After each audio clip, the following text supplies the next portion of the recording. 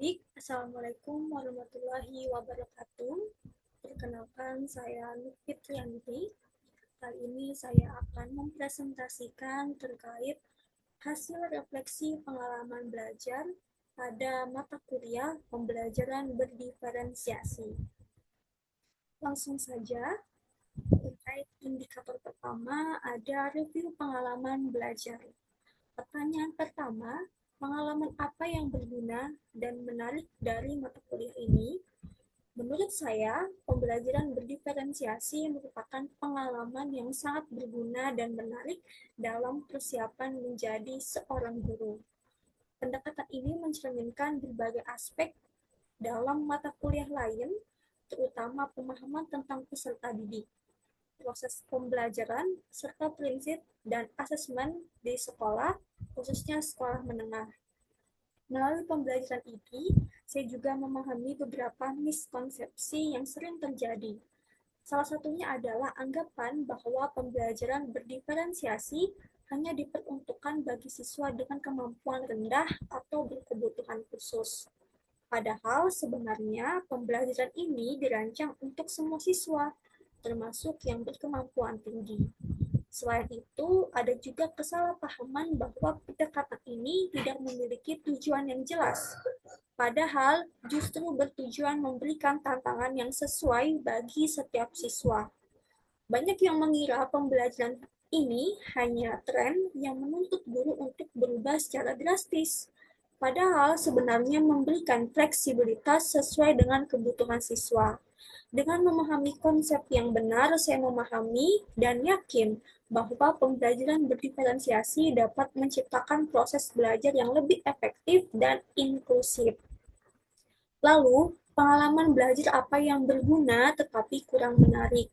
Bagi saya, semua pembelajaran yang ada dalam mata kuliah ini sangat menarik dan bermanfaat, seperti yang telah saya jelaskan sebelumnya. Hanya saja dalam proses pembelajaran di kelas, saya merasa diskusi terkadang kurang memberikan tanggapan yang aktif atau terkesan satu arah. Hal ini membuat interaksi dalam kelas kurang dinamis dan kesempatan untuk bertukar pemikiran menjadi terbatas.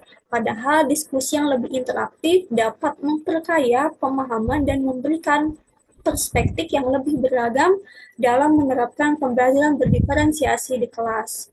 Lalu, pertanyaan ketiga dan keempat ini saling berkaitan. Pengalaman belajar apa yang menarik tapi kurang berguna, dan pengalaman belajar apa yang tidak menarik dan tidak berguna dalam konteks sebagai calon guru. Secara keseluruhan, tentu pengalaman belajar dalam mata kuliah ini tidak ada yang tidak menarik dan tidak berguna. Meskipun masih ada tantangan atau kurang interaktif, tetapi pembelajaran ini memberikan wawasan dan pemahaman yang berharga. Bahkan jika suatu metode atau materi terasa kurang menarik, saya tetap dapat mengambil pelajaran dari pengalaman tersebut untuk memperbaiki cara saya belajar dan mengajar di masa yang akan datang. Kemudian indikator kedua, refleksi pengalaman belajar. Apa yang telah terjadi setelah saya mempelajari mata kuliah ini?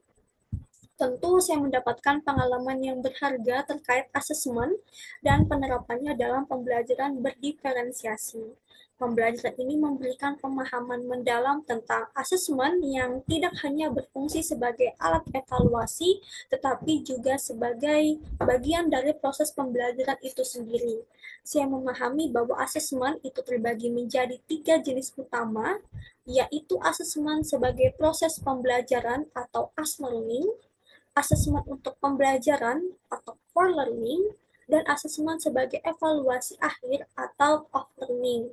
Selain itu, saya juga belajar bahwa sebelum merancang pembelajaran berdiferensiasi, penting bagi guru untuk melakukan pemetaan siswa melalui profil kelas dan profil individu agar strategi pembelajaran dapat disesuaikan dengan kebutuhan mereka. Dan mengapa hal tersebut dapat terjadi?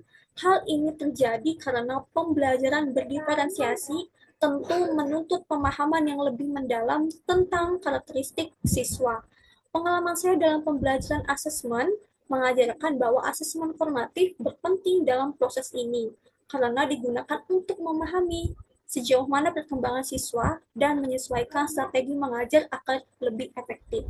Saya juga belajar bahwa ada 3 cara utama dalam memetakan kebutuhan belajar siswa, yaitu berdasarkan kesiapan belajar, minat, dan profil belajar mereka. Dengan melakukan pemetaan ini, saya semakin memahami bagaimana aspek pembelajaran berdiferensiasi mencakup konten, proses, produk, dan lingkungan belajar. Dari apa yang telah saya sampaikan, ada artefak-artefak yang menjadi bukti dukung hasil refleksi pengalaman belajar. Di sini saya mengambil modul yang isinya berisikan studi kasus tentang pemetaan karakteristik peserta didik sebelum kita membuat modul. Mengapa saya memilih artefak ini? Karena yang sudah saya sampaikan, artefak ini berisi studi kasus tentang seorang guru yang mengajarkan teks prosedur kepada siswa dengan minat yang beragam. Studi kasus ini menunjukkan seorang guru perlu memahami kebutuhan dan ketertarikan peserta didik sebelum menyusun materi pembelajaran, sehingga pembelajaran yang diberikan lebih relevan dan tentunya kontekstual bagi mereka. Dalam kasus ini, guru melakukan pemetaan kebutuhan siswa dan menemukan bahwa ada siswa yang tertarik pada olahraga, sains, prakarya, serta memasak. Berdasarkan hasil pemetaan tersebut, guru dapat menyusun strategi pembelajaran yang lebih sesuai dengan minat siswa, sehingga mereka lebih termotivasi dalam memahami materi. Saya merasa artefak ini sangat relevan dengan bidang studi yang saat ini saya jalani, terutama dalam mengajarkan teks prosedur di tingkat sekolah menengah. Walaupun contoh artefak ini diterapkan pada siswa sekolah dasar, konsep yang diangkat dapat diadaptasi untuk jenjang pendidikan yang lebih tinggi. Pemahaman tentang diferensiasi pembelajaran menjadi sangat penting dalam praktik mengajar, terutama karena setiap siswa memiliki gaya belajar dan minat yang berbeda. Oleh karena itu, saya memilih artefak ini karena dapat menjadi inspirasi bagi saya dalam merancang pembelajaran yang lebih inklusif dan berbasis kebutuhan peserta didik. Bagian mana dari artefak ini yang mendukung hasil refleksi saya? Bagian dari artefak ini yang paling mendukung hasil refleksi saya adalah ketika guru dalam studi kasus ini melakukan pemetaan minat dan kebutuhan siswa sebelum menyusun materi pembelajaran. Refleksi saya terhadap artefak ini adalah bahwa pendekatan yang digunakan dalam studi kasus tersebut dapat diadaptasi dalam pembelajaran di jenjang yang lebih tinggi, termasuk di sekolah menengah. Teks prosedur merupakan salah satu jenis yang banyak dijumpai dalam kehidupan sehari-hari, dalam hal ini teks, sehingga pendekatan kontekstual berbasis minat siswa dapat meningkatkan pemahaman mereka terhadap materi. Selain itu, pendekatan ini, siswa juga dapat merasa dihargai karena pembelajaran yang mereka terima sesuai dengan ketertarikan dan kebutuhan mereka. Dengan demikian, artefak ini mendukung refleksi saya tentang pentingnya melakukan pemetaan kebutuhan peserta didik. Lalu, apabila saya mengajar dan membahas topik ini dengan mempertimbangkan prinsip pembelajaran bermakna yang berpusat kepada siswa, perubahan apa yang akan saya lakukan? Pertama, tentu saya akan melakukan pemetaan minat dan kebutuhan belajar siswa sebelum menyusun materi pembelajaran, karena saya meyakini bahwa setiap siswa memiliki ketertarikan yang berbeda-beda. Kedua, saya akan mengadopsi metode pembelajaran berbasis proyek atau berbasis masalah agar siswa lebih aktif dalam membangun pemahaman mereka sendiri. Misalnya, saya meminta mereka membuat teks prosedur berdasarkan pengalaman mereka sendiri, seperti membuat panduan cara merakit suatu benda, memasak makanan favorit, atau melakukan eksperimen sederhana. Pendekatan ini tidak hanya meningkatkan keterlibatan siswa, tetapi juga melatih keterampilan berpikir kritis, komunikasi, dan kolaborasi mereka. Ketiga, saya akan memberikan kebebasan bagi siswa untuk memilih cara mereka dalam menyampaikan teks prosedur, baik dalam bentuk tulisan, video, infografis, atau demonstrasi langsung. Dengan begitu, mereka dapat mengekspresikan pemahamannya sesuai dengan gaya belajar masing-masing. Terakhir, saya akan memastikan bahwa proses pembelajaran berlangsung dalam suasana yang inklusif dan mendukung.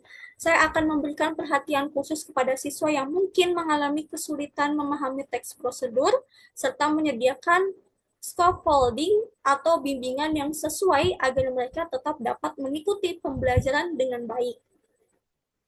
Sehingga dapat saya simpulkan bahwa mata kuliah ini benar-benar memberikan pengalaman yang luar biasa bagi saya, mengingat studi kasus dan beberapa materi yang ada di dalamnya berkaitan langsung dengan bidang studi yang saat ini saya ampu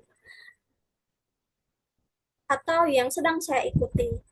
Terima kasih atas perhatian Bapak, dan itulah hasil refleksi pengalaman belajar saya terkait pembelajaran berdiferensiasi. Terima kasih. Wassalamualaikum warahmatullahi wabarakatuh.